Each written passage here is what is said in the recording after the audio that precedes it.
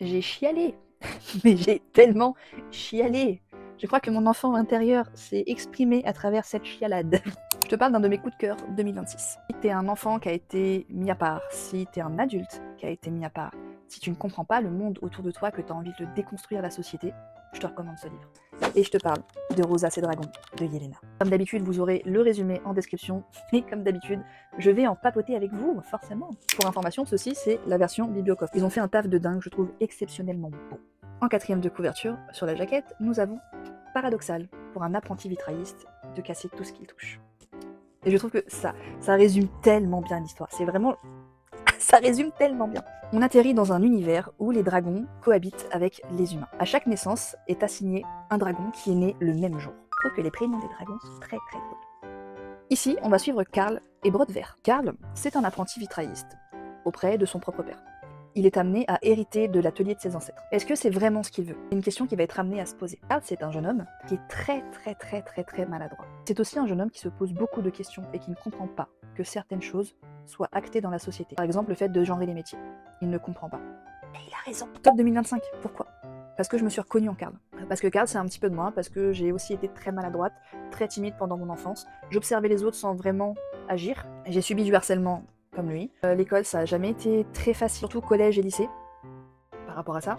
Et je suis juste en fait tout simplement tête en l'air, j'aime les gens pour ce qu'ils sont, malgré ce qu'ils font des fois. Je me suis juste en fait reconnue en lui, tout simplement. L'acceptation de la famille également, c'est un point qui me touche énormément.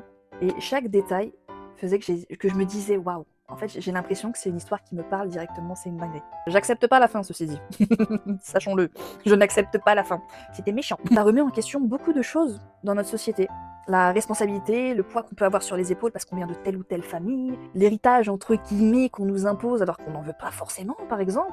Le fait de ne pas choisir d'être un homme ou une femme et que en fait on n'a pas envie de se faire imposer certaines choses selon notre genre, quoi. Enfin, je comprends totalement.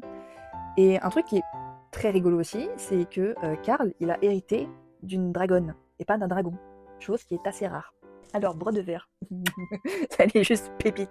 Vraiment, elle te lâche des phrases. Honnêtement, j'aurais trop aimé la voir. Quoique elle est très bavarde, je suis pas sûre. Mais un amour de dragon. Et le truc, c'est que lors de son premier chantier où son père lui fait enfin confiance pour aller monter un vitrail chez une cliente, ça va pas se passer comme prévu en fait. Vraiment. Ce que j'ai détesté dans ce livre, la fin, pour ce qu'elle contient, mais la fin, le fait de devoir quitter ce livre. Voilà, j'ai surkiffé ma lecture, très sincèrement. Ça m'a un peu arraché le cœur de devoir la terminer.